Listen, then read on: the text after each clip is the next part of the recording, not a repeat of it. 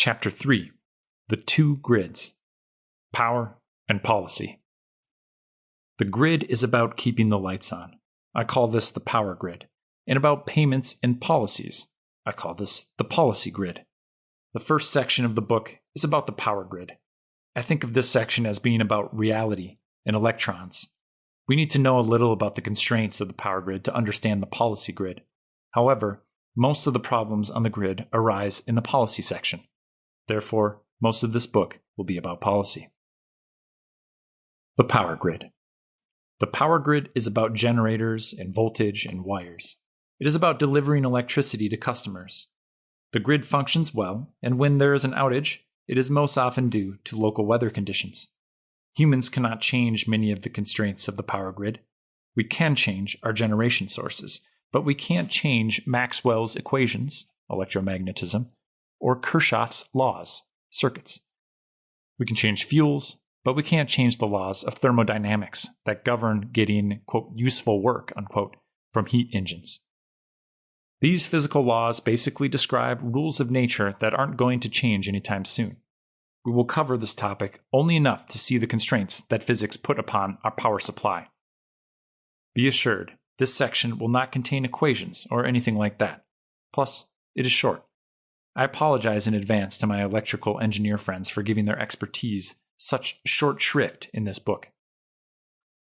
The policy grid: easy problems to hard problems. The policy section is more complex. The RTOs have such overlapping thickets of regulation that it is hard to know where to begin. I decided to start with a description of the energy auctions in RTO areas. We have to understand the way kilowatt hours are bought and sold on an RTO grid before we can understand anything else. After a brief introduction to the auctions, I will describe a comparatively simple problem on the grid and the complexities of resolving it in RTO areas. Most people would agree that the grid should not cut people off from electricity in very cold weather. Electricity runs our home thermostats. That is enough reason to keep electricity flowing when it is 20 below outside. We will look at the RTO-induced complexities in handling a cold snap in New England. The first thing that we will notice is that even an easy, non-controversial problem becomes almost impossibly hard to solve in an RTO area. At that point, we will plunge into the thicket of how the grid is managed and why it is going downhill in the RTO areas. The grid we want.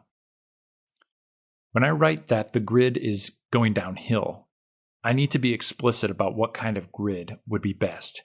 My three criteria are simple: reliable electricity, relatively inexpensive electricity so everyone can use electricity for their health and happiness, and electricity made with low levels of pollution and low levels of ecosystem disruption. There is so much written about microgrids and renewables on the grid and nuclear yes and nuclear no that I feel it is important to state the goals that I hold for the grid. Not the methods, renewables, microgrids, demand response, nuclear, and so on, but the goals. When we move away from those goals, the grid is, quote, going downhill, unquote. When we move away from these goals, the grid becomes more fragile, more expensive, and dirtier. Again, I note, this book is not a complete and academic description of grid governance. People might fall asleep attempting to read a full-fledged description of grid governance in the RTO areas. Perhaps people wouldn't fall asleep. If they truly understood what they were reading, they would become furious.